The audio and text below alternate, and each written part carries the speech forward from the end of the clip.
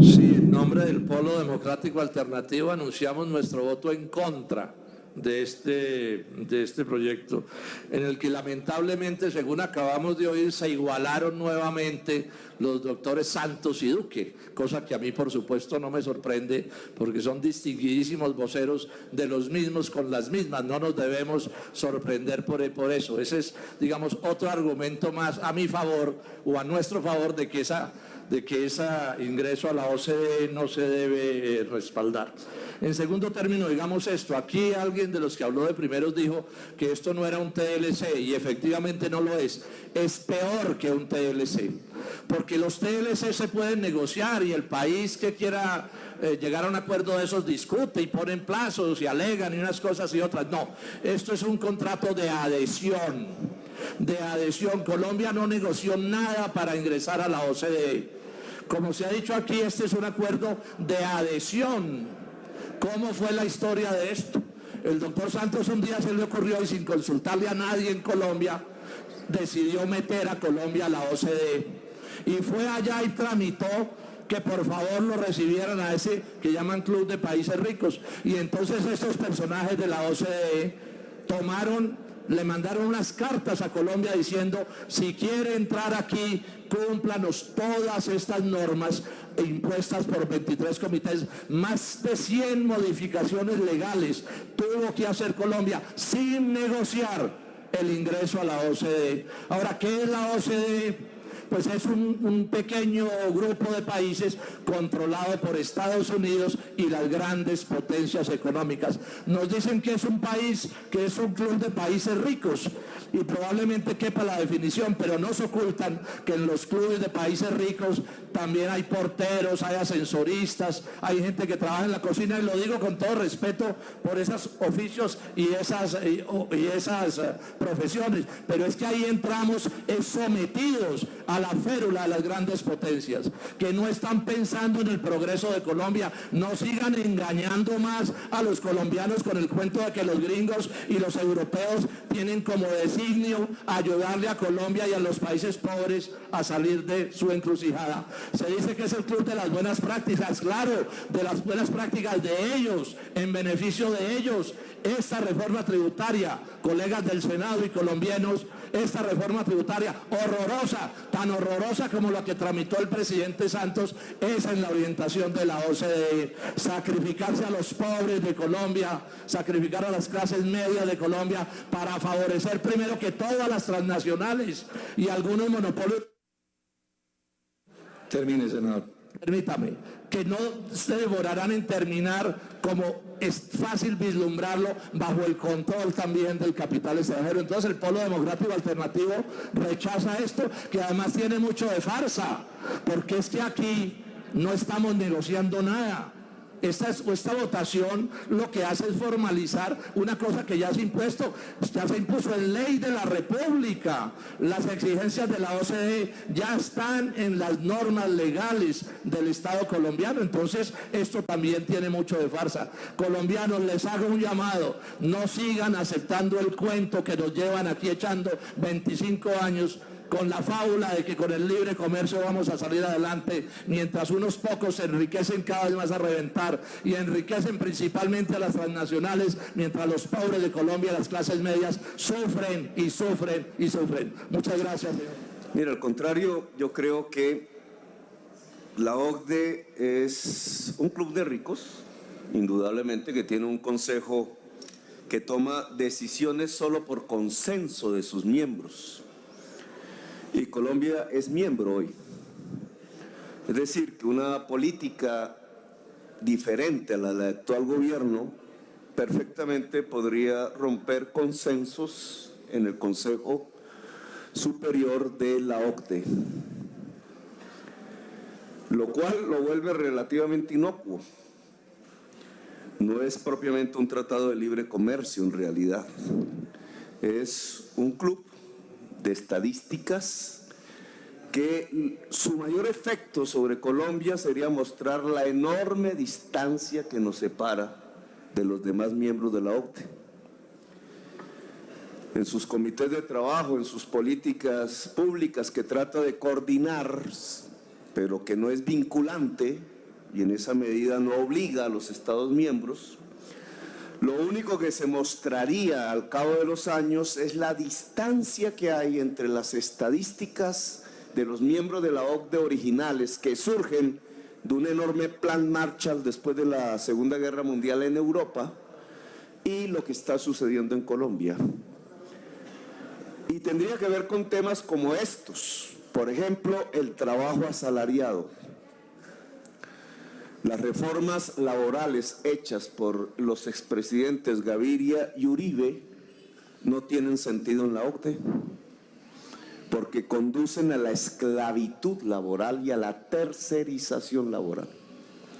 No es la formalización de empresas, como aquí se anuncia, lo que nos llevaría a la OCDE o a tratar de acompasar las estadísticas con la OCDE, no, es la laboralización del mundo del trabajo.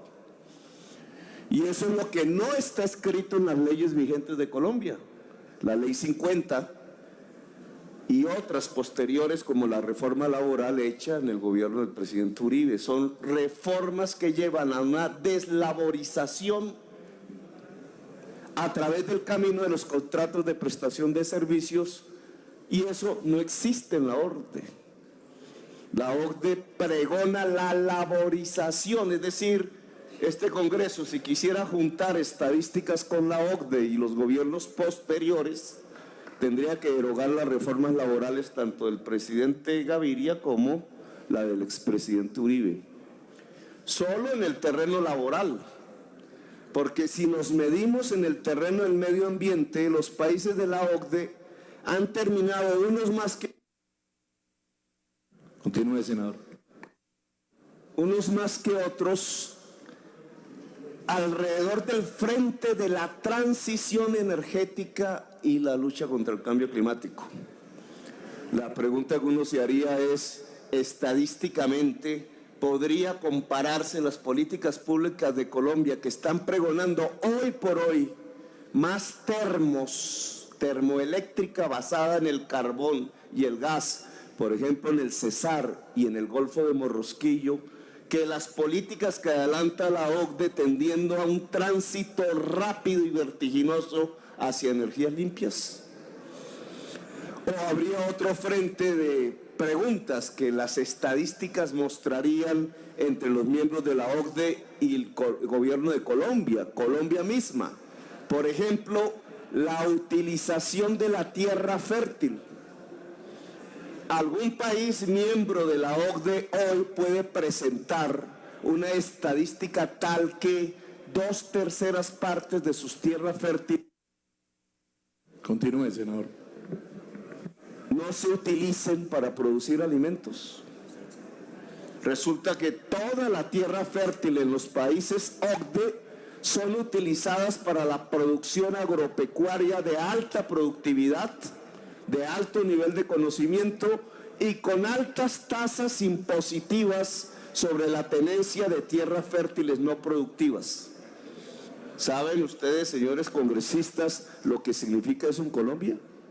Si quisiéramos, en virtud de un gobierno de avanzada, progresista, tratar de empatar las estadísticas de los demás miembros de la OCDE, significa elevarlos. Continúe, senador. Tratemos de no cortar tanto, presidente. Significa elevar los impuestos sustancialmente de las tierras fértiles que no producen alimentos o no producen en Colombia. Y tendríamos un grave enfrentamiento con sectores políticos muy afincados en un uso semifeudal de la tierra en Colombia. Y finalmente, presidente, en relación a estas tareas del desarrollo y el crecimiento económico, entrar a la OCDE, que ya entramos, ratificar esa entrada en el Congreso de la República no nos va a desarrollar. El desarrollo y el crecimiento económico no dependen de entrar o no a la OCDE. La China y el Brasil no están en la OCDE, ni Rusia, ni una buena parte del mundo están en la OCDE, ni India. Pero sí tendría que ver con qué esfuerzo los países miembros de la OCDE están tratando de desarrollar el incremento de su productividad. Y es muy diferente a lo que hacemos en Colombia. Lo que están haciendo allí es lo que llamaría... Termine, senador. Es lo que llamaría Rifkin la tercera revolución industrial, que básicamente es una articulación de tres grandes pilares: conocimiento y mucho conocimiento generalizado en la sociedad toda, energías limpias y redes informáticas.